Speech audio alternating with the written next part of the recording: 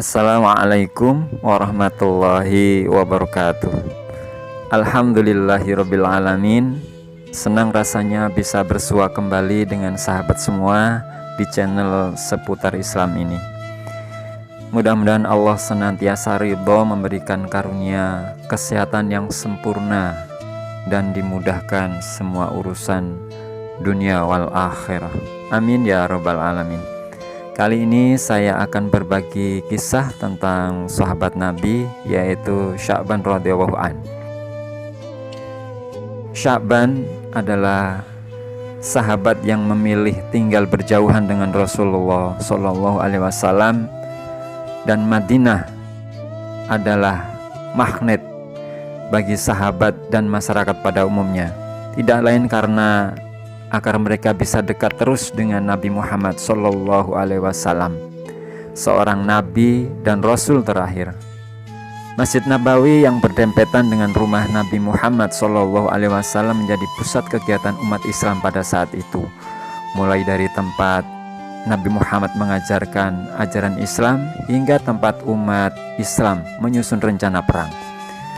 Tempat yang begitu strategis ini menarik para sahabat untuk tinggal di sekitarnya. Mereka berbondong-bondong membangun rumah di sekitaran Masjid Nabawi dan rumah Nabi Muhammad SAW agar bisa terus mengikuti sholat 5 waktu bersama Nabi Muhammad SAW, bergabung dalam majelis ilmu dan hikmah yang diselenggarakan Nabi. Namun ternyata tidak semua sahabat memiliki keinginan untuk tinggal dekat dengan Nabi Muhammad SAW. Ada salah satu sahabat yang memilih tinggal berjauhan dengan Nabi. Namanya Sya'ban. Rumahnya paling jauh dari rumah Nabi jika dibandingkan dengan sahabat-sahabat yang lainnya. Seorang sahabat Rasulullah SAW, Sya'ban radhiyallahu an, memiliki kebiasaan unik. Dia datang ke masjid sebelum waktu sholat berjamaah tiba. Ia selalu mengambil posisi di pojok masjid pada setiap sholat berjamaah dan iktikaf. Alasannya selalu mengambil posisi di pojok masjid karena ia tidak ingin mengganggu atau menghalangi orang lain yang akan melakukan ibadah di masjid. Kebiasaan ini sudah dipahami oleh semua orang, bahkan oleh Rasulullah sendiri. Pada suatu pagi, saat sholat subuh berjamaah akan dimulai, Rasulullah SAW merasa heran karena tidak mendapati Sya'ban pada posisi seperti biasanya. Rasul pun bertanya kepada jamaah yang hadir, apakah ada yang melihat Sya'ban? Tapi tidak ada seorang pun yang melihat Sya'ban. Sholat subuh pun sengaja ditunda sejenak untuk menunggu kehadiran Sya'ban. Namun yang ditunggu belum datang juga. Karena khawatir sholat subuh kesiangan, akhirnya Rasulullah pun memutuskan untuk segera melaksanakan sholat subuh berjamaah. Hingga sholat subuh selesai pun Sya'ban belum datang juga. Selesai sholat subuh, Rasul pun bertanya kembali, apakah ada yang mengetahui kabar Sya'ban? Namun tidak ada seorang pun yang menjawabnya. Rasul pun bertanya kembali, apa ada yang mengetahui di mana rumah Sya'ban? Seorang sahabat mengangkat tangan dan mengatakan bahwa dia tahu persis di mana rumah Sya'ban.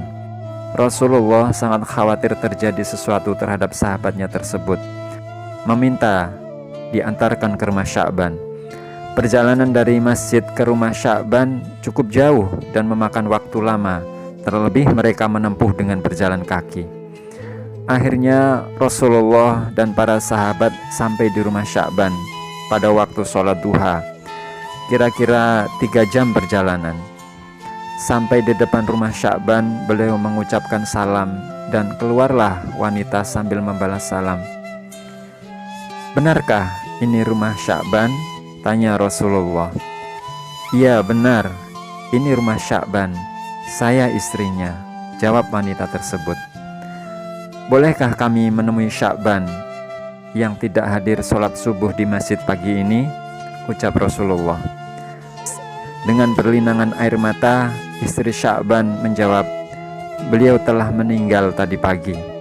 Inna lillahi wa inna ilaihi raji'un, jawab semuanya. Satu-satunya penyebab Sya'ban tidak hadir sholat subuh di masjid adalah karena ajal menjemputnya. Beberapa saat kemudian istri Sya'ban bertanya, "Ya Rasulullah, ada sesuatu yang jadi tanda tanya bagi kami semua, yaitu menjelang kematiannya dia berteriak 3 kali dengan masing-masing teriakan disertai satu kalimat. Kami semua tidak paham apa maksudnya." "Apa saja kalimat yang diucapkannya?" tanya Rasulullah. Masing-masing teriakannya dia berucap kalimat, "Aduh, kenapa tidak lebih jauh?" Yang berikutnya, "Aduh, kenapa tidak yang baru?" Teriakan yang terakhir adalah, "Aduh, kenapa tidak semua?" Jawab istri Sya'ban. Rasulullah pun melantunkan ayat yang artinya, "Sesungguhnya kamu berada dalam keadaan lalai dari hal ini, maka kami singkapkan daripadamu hijab yang menutupi matamu, maka penglihatanmu pada hari itu amat tajam." Kemudian saat Sya'ban dalam keadaan sakaratul maut, perjalanan hidupnya ditayangkan ulang oleh Allah Subhanahu wa Ta'ala. Bukan hanya itu, semua ganjaran dari perbuatannya diperlihatkan oleh Allah. Apa yang dilihat oleh Sya'ban dan orang yang sakaratul maut tidak bisa disaksikan oleh orang lain. Dalam pandangannya yang tajam itu, Sya'ban melihat suatu adegan di mana kesehariannya dia pergi dan pulang ke masjid untuk sholat berjamaah 5 waktu. Perjalanan sekitar 3 jam jalan kaki, tentu itu bukan jarak yang dekat.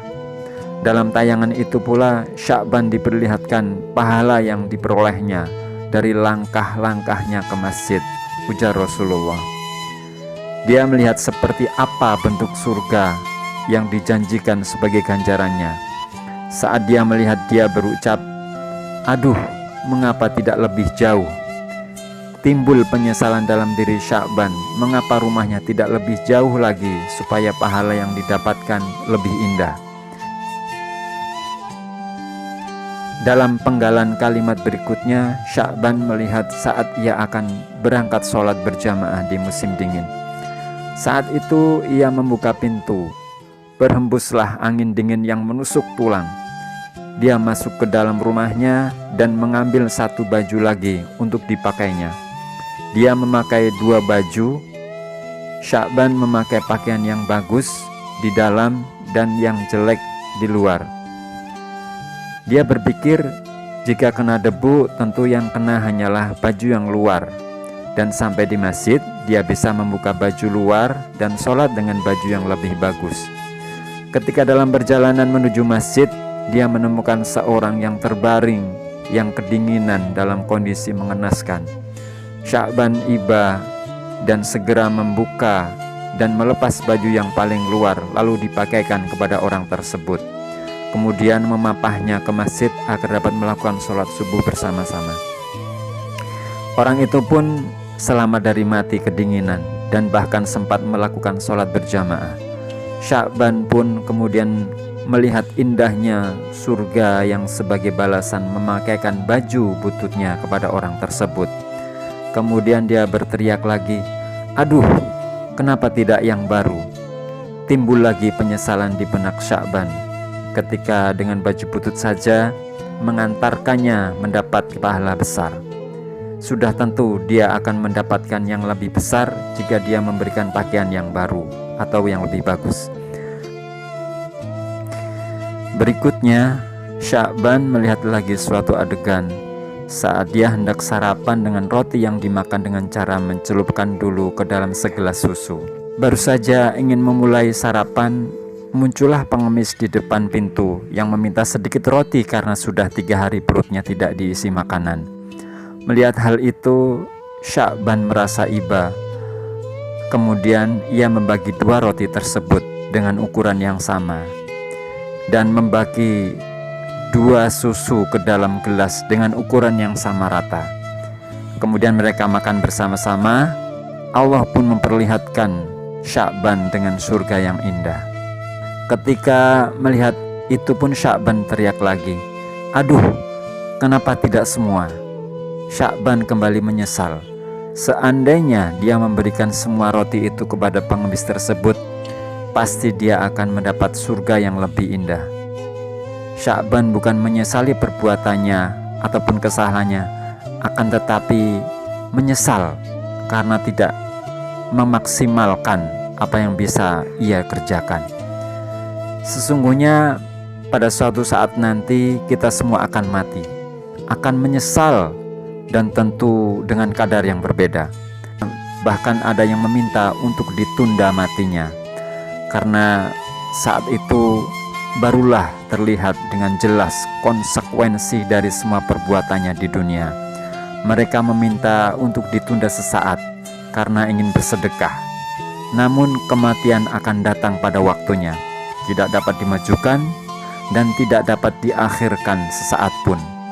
Ada catatan tebal dalam kisah ini, salah satunya yaitu kalimat bahwa satu-satunya yang membuat sahabat Sya'ban tidak sholat berjamaah adalah kematian. Ya, kematian.